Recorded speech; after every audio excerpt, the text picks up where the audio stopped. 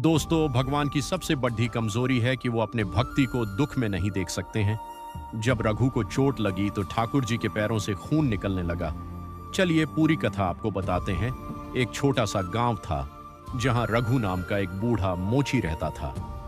रघु की आंखों की रोशनी लगभग जा चुकी थी, लेकिन उसके हाथों का हुनर और दिल में ठाकुर जी के प्रति प्रेम कभी कम नहीं हुआ।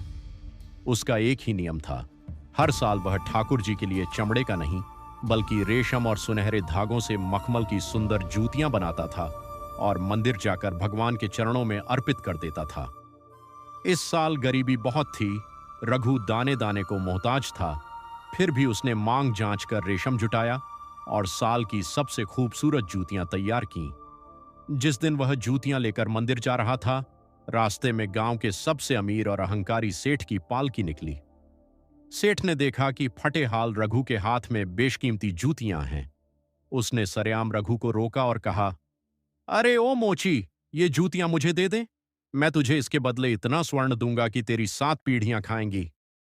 रघु ने हाथ जोड़कर कहा, सेठ जी, ये बिकने के लिए नहीं है, ये तो मेरे सांवले सरकार के लिए हैं। सेठ को अपनी तौहीन महसूस हुई।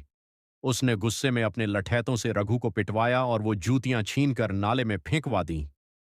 रघु लहूलुहान होकर वहीं गिर पड़ा और रोते हुए बोला, ठाकुर जी, मैं हार गया। मैं आपके चरणों तक नहीं पहुंच पाया। अगली सुबह जब मंदिर के पट खुले तो पूरा गांव सन्न रह गया। मंदिर के गर्भगृह में ठाकुर जी की सोने की मूर्ति के चरणों में कीचड़ लगा हुआ था। पुजारी ने देखा कि भगवान के पैर फटे हुए थे और उनसे रक्त टपक रहा था। मंदिर के बाहर वही रेशमी जूतियां पद्धी थीं, जो पूरी तरह चमक रही थीं, जैसे किसी ने उन्हें अभी अभी पहना हो। उसी वक्त वह अहंकारी सेठ दौड़ता हुआ मंदिर आया। उसका चेहरा पीला पड़ रहा था। उसने चिल्लाकर कहा, मुझे बचा लो।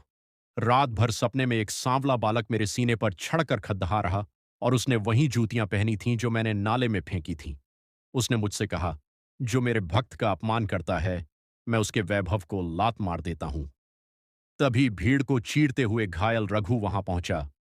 जैसे ही उसने मूर्ति की ओर हाथ फैलाए, ठाकुर जी के चरणों से गिरता रक्त अपने आप बंद हो गया। पूरे मंदिर में एक अलौकिक सुगंध फैल गई। भगवान ने जूतियां नहीं पहनी थीं, उन्होंने अपने भक्त का मान और उसका टूटा हुआ दिल जोड़ दिया था।